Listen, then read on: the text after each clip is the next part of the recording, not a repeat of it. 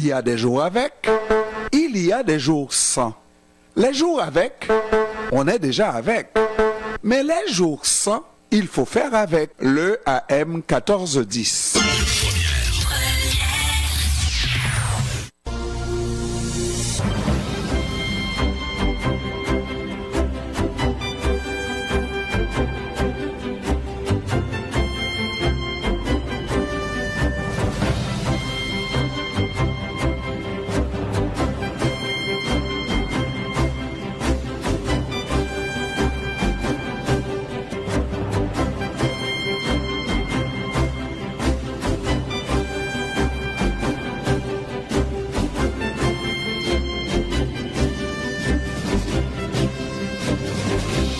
16h36, nous avons avec nous en ligne notre bon professeur à la retraite, mais qui travaille on ne peut plus fort. Oui, c'est ça. Plus fort. Donald Cuccioletta, comment ça va, Cuccioletta? Ça va très bien, Ça va Jean-Yves. très bien. Ça va très bien, merci. Même si ça va mal dans le monde, Donald. Absolument, ça va pas bien. Non? Oh, ça va vraiment pas bien dans le monde, parce que la guerre en Ukraine prend une tournure incompréhensible. Oui, assez désolant. Écoute, finalement, l'inondation, écoutez, là, je veux dire, on peut se poser des questions sur tout ça. Là. J'ai vu les photos cet après-midi, puis même hier, ce matin, à CNN et tout ça, puis je me suis dit, mais qu'est-ce qui s'est passé là? C'est pas un hasard. Non, ce n'est pas un hasard. Effectivement, je veux dire, il y a quand même un barrage qui effectivement s'est écroulé, mais des barrages, ça s'écroule pas comme ça. C'est pas quelqu'un qui passe à côté, qui lance une petite roche, puis la barrage se met à se décomposer. Voyons donc. Ça veut dire, c'est clair pour moi, c'est une bombe, c'est un drone, c'est quelque chose finalement qui a visé effectivement ce barrage pour en arriver à inonder.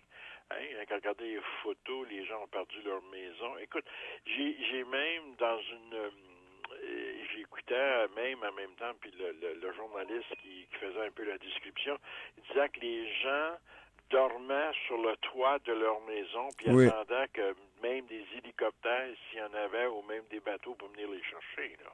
Fait que là, je me pose la question. Qui, et comment? Bon, évidemment, M. Zelensky dit que c'est les Russes disent que c'est les Ukrainiens eux-mêmes. Mais écoutez, là... Ça fait pas de sens, là, M. Cuccioletta, que les Ukrainiens qui ont besoin de lancer une nouvelle attaque, n'est-ce pas, et se mettraient des bâtons dans leur propre roue, là. Absolument, parce que là, ils peuvent pas. Ils peuvent pas lancer l'attaque prévue pour le printemps. Puis on est dans le printemps, là, effectivement. On n'est pas encore en été, on est dans le printemps. Puis ça devait commencer fort probablement durant cette semaine ici, d'ailleurs. Puis peut-être au début même de la semaine prochaine, il y avait comme une stratégie militaire qui aurait couvert au moins 2-3 jours ici, puis peut-être rendu la semaine prochaine, au début, disons, de dimanche, lundi, mardi, ça devrait être une autre stratégie aussi. Mais c'était la volonté de vraiment avoir ce qu'on appelle une stratégie, une nouvelle, finalement, de printemps, une attaque au niveau du printemps.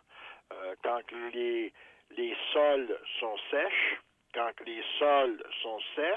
entendons-nous bien, là, les chars d'assaut, là, ça va pas nécessairement dans l'eau, ça. Non. Ça va dans des sols. Puis, effectivement, c'est tout de suite, on a vu qu'il y a de l'eau partout. Imaginez-vous. Fait que c'est clair que cette stratégie-là, on va la mettre de côté pour un petit bout de temps. Moi, je pense que c'est assez évident pour moi que c'est les Russes qui ont fait ça. Absolument. Même si M. Poutine veut dire que c'est une barbarie. Oui, c'est une barbarie, effectivement. Mais ne prenez pas les enfants du bon Dieu pour des canards sauvages en disant que c'est les Ukrainiens qui feraient ça eux-mêmes. Non, là, ce serait complètement loufoque et même complètement stupide et je comprendrais mal comment ça se fait, tout ça se passerait. Non, écoutez, là, je veux dire... Puis là, il faut pas oublier, là, c'est pas fini tout ça, là. C'est peut-être l'eau est là, c'est la rivière du Dnieper, finalement, qui est une grosse rivière très importante en Ukraine, qui effectivement vient de l'Europe de l'Est aussi. Non, c'est sérieux tout ça. Mais ça risque d'apporter aussi de sérieux problèmes de santé. On parle même de contamination au choléra et tout ça, là. On le sait ici au Canada, quand on a des inondations, des barrages qui cassent, ça amène les mêmes problèmes chez nous. C'est le même problème là-bas, mais effectivement, là, les gens sont complètement, effectivement, attaqués. Écoute, là, les photos, là, les maisons, là, complètement inondées, là, c'est fini, là.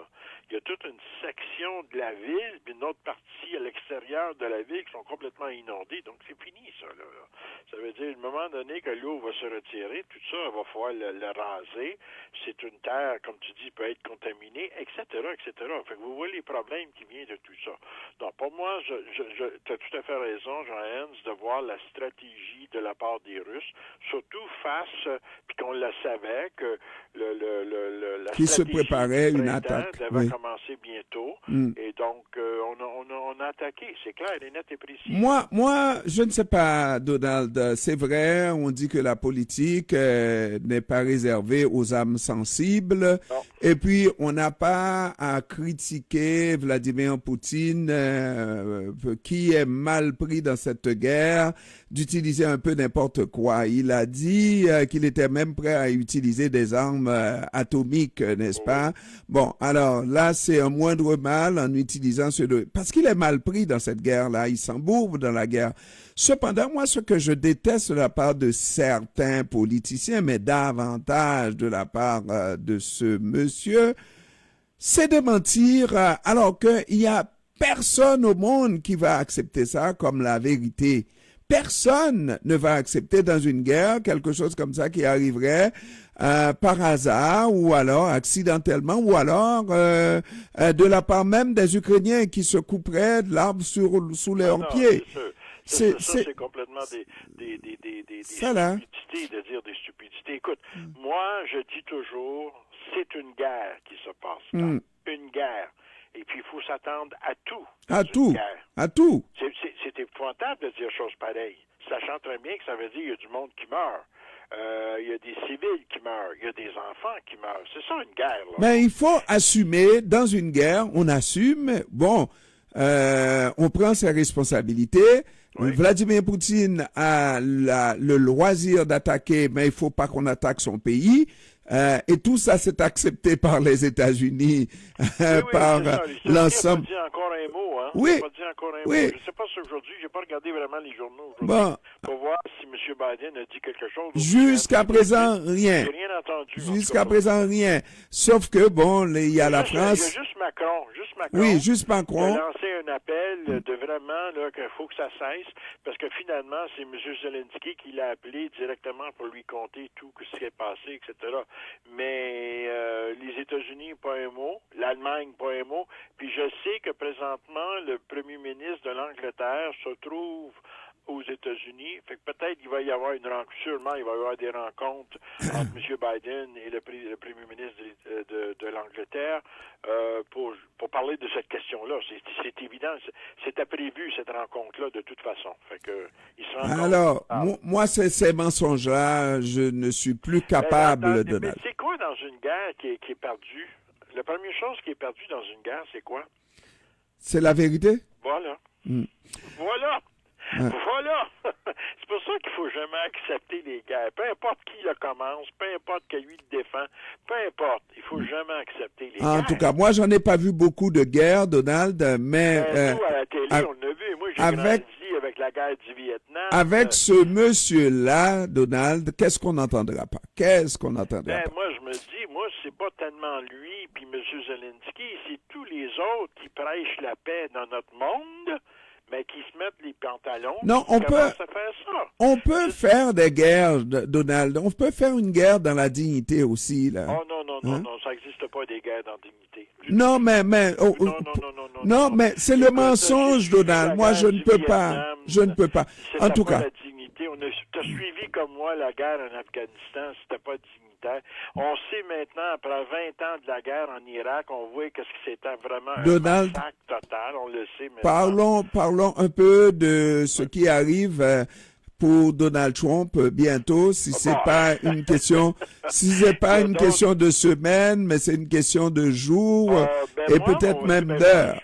Je vous dis, bien franchement, je veux dire, je lisais justement sur les nouvelles charges qui sont mises sur lui, puis la personne qui a écrit l'article du New York Times disait de toute façon, tout ça ne deviendra pas devant les juges, même qu'après l'élection de 2024. Imagine-toi, là. Comment? Depuis l'élection de 2024. Ça veut dire toutes ces mesures-là qu'on a mis contre lui, ça veut pas dire que ça va passer demain matin devant les juges, là. Ça peut prendre du temps, ça peut prendre jusqu'à 1 an. Non, mais normalement, Donald, pour des accusations aux criminels... Faut les prouver, c'est la justice. Non, mais pour des accusations aux criminels, il faut commencer par procéder comme on a vu la dernière fois. Donald, qui sera accusé officiellement. Et cette fois-ci... Même ça, les 34 charges qui sont des charges criminelles mis de l'avant par l'avocat du district de Manhattan, il a dit lui-même, ceci ne commencera pas peut-être avant le mois de décembre, cette année 2023, mais ça pourra commencer qu'après, rendu en 2024. Il l'a dit lui-même. Ouais, mais... Donc, qu'est-ce qu'on a vu en charge, puis qu'est-ce qui s'est passé devant la cour civile, ça, c'est différent. C'est différent. L'abus sexuel, c'est dans un cours civil. Ça peut être très vite, ça. Ça peut prendre 1 mois, 3 semaines, 2 semaines, puis tout de suite, ça passe. Mais le cours criminel, ça, c'est autre chose. Je ne sais pas, non, je ne suis pas en train de dire que ça pourrait se passer vite, là. Mais je ne sais pas si Donald Trump avait besoin de telles accusations pour pour le bien-être de sa campagne. Posons-nous la question, avec tout ça toutes les tuiles qui lui tombent sur la tête, hein? Monsieur DeSantis est toujours à 23% de popularité. Monsieur Trump est à 51%. Puis là, il y a tous les autres qui viennent d'embarquer, là. Je sais pas pourquoi. Monsieur Pence, Monsieur Chris Christie, puis d'autres. On se pose la question, est-ce qu'on est retourné à 2017 quand les républicains avaient 15 candidats pour les primaires? Ça a l'air d'aller là. On est rendu à 10, là. Mais c'est toujours M.